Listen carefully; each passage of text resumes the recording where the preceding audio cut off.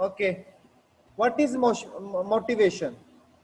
What is motivation? Motivation आप क्या समझते हो कि कोई भी किसी चीज के मोटिवेट करना किसी चीज के लिए, मतलब कि किसी को किसी चीज के लिए हमें क्या करना चाहिए, एक उसका रास्ता दिखाना, एक सही रास्ता दिखाना किसी को किसी चीज के लिए।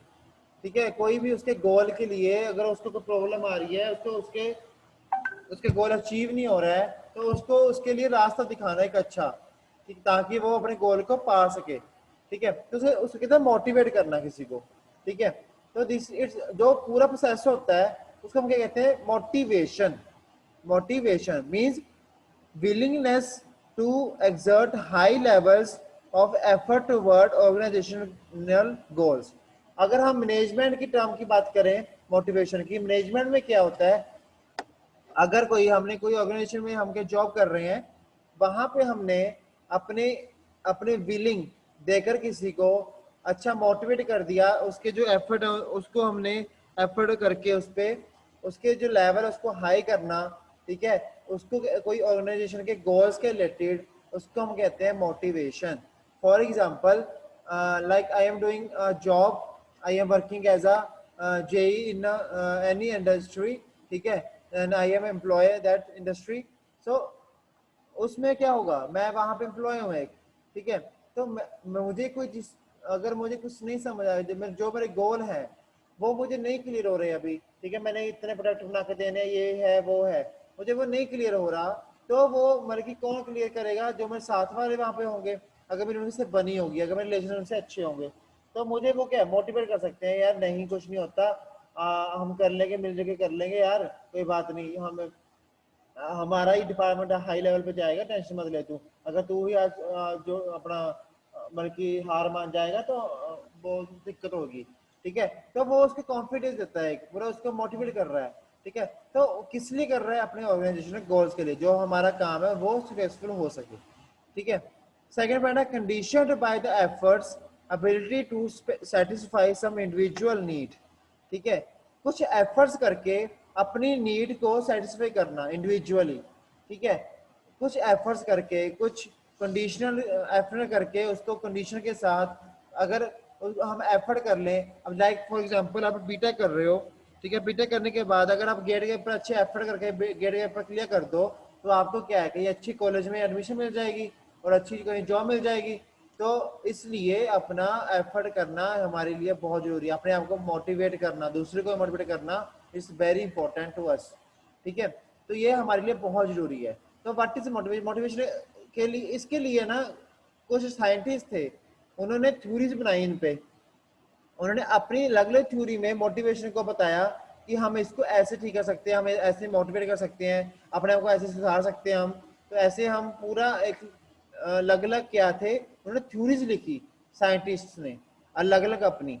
ठीक है, इसके ऊपर, इसके मोटिवेशन के ऊपर, ये मोटिवेशन के प्रोसेस के ऊपर। ठीक है, तो इसका देखो कितना अच्छा इन्होंने डायग्राम भी बना के समझाया हुआ है मोटिवेशन का। नीचे बताया हुआ है कि एक एक तरफ बताया हुआ है कैपेसिटी, एक तरफ बताया हुआ है विलिंगनेस, एक तरफ बताया हुआ है अपॉर्चुनिटी, सेंटर में क्या है, परफॉर्मेंस। देखो, अगर हमारे में कैपेसिटी है, अगर किसी में देखो इन्होंने साइकिल के थ्रू समझाया हुआ है बड़े अच्छे तरीके से। देखो इसमें कैपेसिटी है काम करने की, अगर कैपेसिटी है तो काम अच्छा से करेगा। इसमें कैपेसिटी कैसे आएगी काम करने की, इसमें हौसला कैसे आएगा, अगर अच्छी विलिंगनेस होगी किसी की, अगर कोई अच्छा विलिंग दे सकेगा उसको, अगर उसको अच्छी अपॉर्चुनिटी मिलती होगी। देखो अपॉर्चुनिटी, अब ये दोनों के लिए क्या है, एक दूसरा है, एरो देखो दोनों तरफ शो किए हुए हैं। देखो अगर अच्छी उसको अपॉर्चुनिटी नजर आ रही होगी और अच्छा उसको दिख रहा होगा कि मैं ये कर सकता हूँ, ये मैं करूंगा तो मेरा ये सक्सेसफुल हो जाऊंगा मैं, तो उसको अच्छी अपॉर्चुनिटी दिख रही होगी, तो उसमें कैपेसिटी, काम करने की कैपेसिटी आएगी। ठीक है, उससे क्या होगी, परफॉर्मेंस इंक्रीज होगी। ठीक है ना, तो ये कैपेसिटी कहाँ से आएगी, विलिंगनेस से। अगर कोई उसको मोटिवेट करेगा, कोई उसको बताएगा, ठीक है, उसको कुछ विलिंग देगा अपनी, ठीक है, उससे क्या आएगी, उसकी विलिंगनेस आएगी। तो ये मतलब कि सभी एक दूसरे के ऊपर क्या होता है, डिपेंड होते हैं। कैपेसिटी किस पे डिपेंड है, हमारी अपॉर्चुनिटी पे, अपॉर्चुनिटी किस पे डिपेंड है, विलिंगनेस पे, और ये हमारे किस पे डिपेंड है, विलिंगनेस कैपेसिटी पे। हमारे में कैपेसिटी, अगर हमारे में काम करने की कैपेसिटी नहीं है, हाँ, जितना मर्जी धक्के से काम कराते रहो वो काम नहीं अच्छे से कर पाएगा बंदा। ठीक है। जो एम्प्लॉय से वो धक्के से काम करवाते रहे वो अच्छे से काम नहीं कर पाएगा। अब हम लोग ही हैं, हम जितना खाना हमें जरूरत होती है खाना खाने की, हम उतना ही खाना खाते हैं। अगर मैं 3 फुलके खाना मैं 3 फुलके खाऊंगा, उससे ज्यादा नहीं खाऊंगा, ठीक है, क्योंकि मेरे में इतनी कैपेसिटी नहीं है खाना खाने की, ठीक है। ऐसी हर एक एम्प्लॉय में, हर एक एनिमल है, चाहे हर एक प्लांट है, हर एक कोई नॉन लिविंग थिंग है चाहे लिविंग थिंग है, हर एक में अपनी अपनी कैपेसिटी होती है, ठीक है। अब नॉन लिविंग थिंग की बात करता हूँ, गाड़ी ली हमने, कार ली, उसमें अब जितने बंदे बैठ सकते हैं उतनी उसकी कैपेसिटी है। अगर उसमें हम 4 बंदों की सीट है, 4 सीटर गाड़ी है या 6 सीटर गाड़ी है, अगर उसमें हम 10 बंदे बैठा दें तो it's not a good capacity, ठीक है, फॉर कार। तो कैपेसिटी की, कार की कैपेसिटी क्या वो अच्छी नहीं है, उसमें क्या होगा, ठूस के भरे हुए हैं, तो कार क्या होगी, कहीं खराब भी हो सकती है, उसका टायर पंचर हो सकता है, ठीक है, कहीं कल को उसको पकड़ भी सकते हैं, पुलिस वाले पकड़ सकते हैं। तो ये हमारे क्या है कि हर एक थिंग, मैं क्या बताना चाह रहा हूँ कि हर एक की अपनी अपनी कैपेसिटी होती है, चाहे वो लिविंग थिंग्स है, चाहे वो लिविंग थिंग, चाहे ह्यूमन बीइंग है, चाहे प्लांट है, चाहे एनिमल है, हर एक की अपनी अपनी कैपेसिटी होती है काम करने की। अगर हमारी कैपेसिटी अच्छी होगी काम करने की तो हम क्या परफॉर्मेंस अच्छी दे सकते हैं। तो ये सारा किस लिए होता है, अपॉर्चुनिटी हमें अच्छी मिल रही है, अगर अगर हमारा विलिंगनेस अच्छा है तो सभी हमारा काम अच्छे से हो सकता है, तो हमारी परफॉर्मेंस क्या अच्छी आ सकती है। तो ये तीनों अगर हमारे में है खूबियां तो हम क्या परफॉर्मेंस अच्छी ला सकते हैं, ठीक है। मेरी विलिंगनेस है, मैं अच्छी विलिंग दे सकता हूँ किसी को, ठीक है, अपॉर्चुनिटी मुझे अगर मिल रही है उसको मैं अच्छे से प्रयोग कर सकता हूँ, मैं कैपेसिटी अगर मेरे है काम करने की तो मैं परफॉर्मेंस अच्छी ला ही सकूंगा, ठीक है, मुझे कोई नहीं रोक सकता मैं कि परफॉर्मेंस अच्छी ना लाऊं। तो ये डायग्राम है मोटिवेशन का, समझाया हुआ कितना अच्छे तरीके से, ठीक है। तो इसके बाद आता है मोटिवेशन के ऊपर एक साइंटिस्ट ने कौन कौन से काम किया। एक साइंटिस्ट था थॉर्नडाइक, इसने लॉ ऑफ एफर्ट बनाया कितने 1911 में, ठीक है, इस मोटिवेशन के ऊपर, ठीक है। अभी तो मैं थ्योरीज की बात करूंगा आगे, अभी तो सिर्फ मैं इसकी इंट्रोडक्शन बता रहा हूँ आपको, ठीक है। तो उसने एक अपना बताया, उसने क्या लॉ बनाया, उसने बताया कि where past action led to positive consequences, कहता जो पास्ट में हो चुका है उसके पॉजिटिव लेके चलो, और rewards individuals will tend to repeat such actions, कहता उसको अपना रिवार्ड लो, जो हम काम कर चुके हैं, ऐसे मत सोचो कि यार मैं तो इतनी प्रॉब्लम झेल के आया हूँ, ये करके आया हूँ, वो कर, उसको अच्छा मान के चलो, उसको पॉजिटिव लेके चलो, ठीक है। पॉजिटिव लेके चलोगे तो अच्छा रिवार्ड मिलेगा आपको, इंडिविजुअली उसको अच्छा रिवार्ड दो, ठीक है। तो उसको बार बार उस एक्शन को जो हमने कर चुके हैं उसका रिपीट करो आगे अपने फ्यूचर में या फिर अगले प्रेजेंट में। Where past actions led to negative consequences or punishments, individuals would tend to avoid repeating them.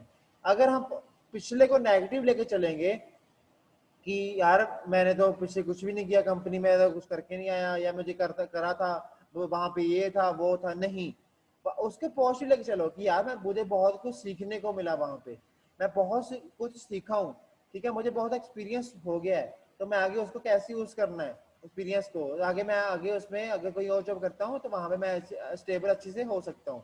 तो इसलिए हमारी जो नेगेटिव पास्ट को नेगेटिव मत लेके चलो, अपने पॉजिटिव लेके चलो, ताकि आपको आगे इंडिविजुअली जब जॉब करनी है आपने कहीं पे, आपको इंडिविजुअली काम करने का कोई आपको दिक्कत ना आए, ठीक है।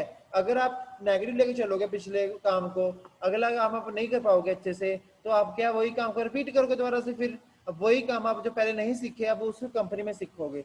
तो आप अगर पहले सीखे होते तो आपको उसमें इतनी दिक्कत नहीं होनी थी, आराम से काम कर सकते थे। तो इसलिए मोटिवेशन के लिए एक साइंटिस्ट था, इसने ये उसने एक अच्छा ये एक डेफिनेशन लेके बताया, इसे लॉ ऑफ एफर्ट कहते हैं, ठीक है। अब हुल था एक साइंटिस्ट, ठीक है, उसने 1943 में कहा कि एफर्ट इक्वल टू क्या होता है, जो हम एफर्ट कर रहे हैं इक्वल टू क्या होता है, किस पे डिपेंड करता है वो, अगर हमारा एफर्ट हो, एफर्ट कहाँ से निकल के आता है, अगर ड्राइव अच्छे से हो, इनटू हैबिट हमारी अच्छी हो, इनटू इंसेंटिव अच्छा मिले, अगर तभी हम एफर्ट करेंगे ना। अगर देखो जो एम्प्लॉयज हैं हमारे जॉब कर रहे हैं, ठीक है, हमारे कहीं कंपनी में, तो अगर उनको लालच नहीं दिया जाएगा कि आपको इंसेंटिव मिलेगा जी, ठीक है, आपको उनका हैबिट काम करने की अच्छी नहीं होगी, ठीक है, टाइम पे काम करने की हैबिट नहीं होगी उनकी, तो वो एफर्ट नहीं, उनके एफर्ट जो करेंगे वो सक्सेसफुल नहीं हो सकते। तो इसलिए हमें जो भी काम करना है, ड्राइव करना है, जो काम हम जो भी हम काम कर रहे हैं, ड्राइव कर रहे हैं, ठीक है, या उसको अच्छी हैबिट से करो और उसमें अच्छा इंसेंटिव प्राप्त करो। अगर इंसेंटिव तभी प्राप्त होगा अगर हमारी हैबिट अच्छी होगी, हैबिट हमारी अच्छी होगी अगर ड्राइव हम काम अच्छे करते होंगे। ठीक है। तो ये इक्वल टू किसके होता है, एफर्ट के। हमारे तभी हमारे एफर्ट भी अच्छे हो सकते हैं जो हम काम कर रहे होंगे। ठीक है। तो उसके बाद नेक्स्ट आता है टॉपिक मोटिवेशन थ्योरी, जो मेन आपका टॉपिक है। पहले तो मैं अभी को आपको मोटिवेशन के बारे में बता के हटूंगी, मोटिवेशन होता क्या है सिंपली। ठीक है। आगे आता है कि मोटिवेशन थ्योरीज में सबसे पहले थ्योरी क्या है, content theories of motivation, process theories of motivation. सबसे पहले क्या, अब देखो, एक तो उन्होंने कंटेंट दे रखे हैं, एक तरफ दे रखे हैं उन्होंने प्रोसेस। कंटेंट मीन्स कौन से टाइम साइंटिस्ट ने कौन से उसके नाम का और उसकी थ्योरी का नाम लिखा हुआ है। ठीक है। उसके बाद जो प्रोसेस है उसमें क्या प्रोसेस हुआ उसका नाम लिखा हुआ है कि किसमें गोल की बात की हुई है, किसमें एक्सपेंडेंसी की बात की हुई है, किसमें रीफोर्समेंट की बात की हुई है। उसका एक नाम दे दिया रीफोर्समेंट थ्योरी, और सी एक्सपेंडेंसी थ्योरी, एक्विटी थ्योरी, गोल सेटिंग्स। ये हमारे अलग अलग साइंटिस्ट ने अलग अलग थ्योरी अपनाई थी, अलग अलग प्रोसेस किया, वहां पे उन्होंने अलग अलग थ्योरी यूज की और अलग अलग उन्होंने मोटिवेशन में अपनी खोज की। तो सबसे पहले था हमारा मास्लोस नीड हायरार्की, एक ये साइंटिस्ट था, इसने कौन सी बनाई थ्योरी, रेनफोर्समेंट थ्योरी। ऐसी आगे एल्डरफर्स अर्थ थ्योरी था। ठीक है। वो किसने बनाया, एक्सपेंटेंसी थ्योरी, उसने क्या बनाई, एक्सपेंटेंसी थ्योरी। उसे ऐसी एक मैसलन लर्नड नीड्स, एक ये साइंटिस्ट था, इसने एक्टिविटी थ्योरी बनाई। हर्ट्जबर्ग्स टू फैक्टर थ्योरी किसने बनाई, गोल सेटिंग। ठीक है। तो ये अलग अलग थ्योरी के, ये मतलब कि साइंटिस्ट जिन्होंने बनाई थी थ्योरीज, ये थ्योरी के नाम है जो इधर लिखे हुए हैं। तो अब हम शुरू करते हैं हर एक थ्योरी के बारे में पढ़ना। हर एक थ्योरी में अलग अलग बताया गया है कि हर एक थ्योरी में क्या क्या है। ठीक है। ये आपको मैं पीडीएफ सबमिट सेंड भी कर दूंगा, वैसे ये नवीद ने डाल भी दी थी अपना पीडीएफ किसमें, ग्रुप में। ठीक है। तो सबसे पहले आता है मैस्लो हायरार्की ऑफ नीड्स। जो मैस्लो है उसने क्या नीड की, क्या उसने अपना खोज की, किसके लिए, अपनी थ्योरी मोटिवेशन को लिए, और मोटिवेशन में क्या उसने खोज की, मोटिवेशन क्या उन्होंने थ्योरी क्यों बनाई, उसने बनाया रीफोर्समेंट। ठीक है। अब इसमें आता है, सबसे पहले बताता हूँ मैं आपको सेल्फ एक्चुअलाइजेशन।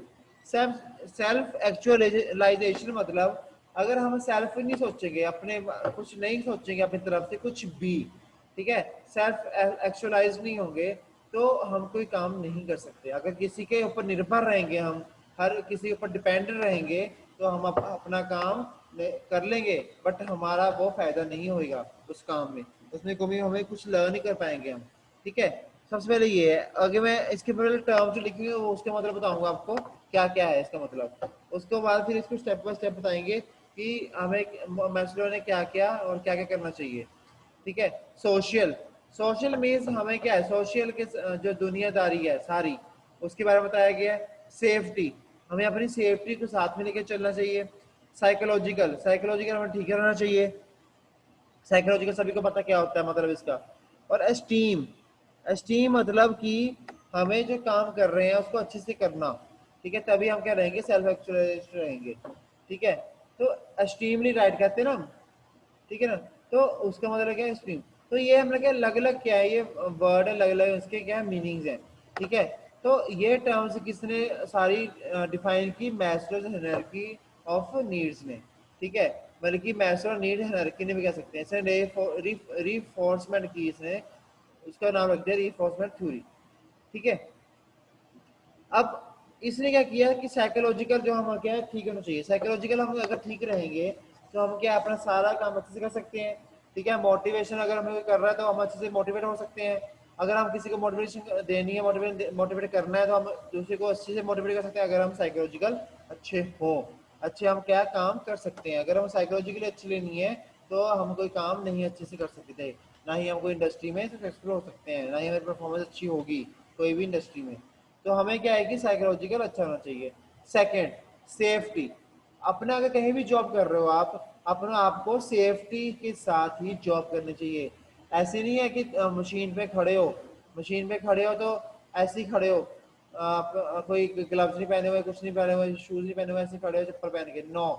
ठीक है। सेफ्टी जरूरी है। ये तो आपकी क्या है इंडस्ट्री में है, अपने आप को सेफ्टी लेके चलना मतलब एक अपना अपने आप को सेफ लेके चलो, किसी के बातों में ना हो इंडस्ट्री में, अपने आप अगर मोटिवेशन आपको कर भी रहा है तो उसकी बात सुनो, बट करो अपने मन की, जो आपके मन में आ रहा है, लेकिन अपने सेल्फ एक्चुअलाइजेशन हो अपने आप खुद, ठीक है, तभी उसका काम बन पाएगा आपका, ठीक है, अगर आप सेफ्टी के साथ चलोगे पूरा।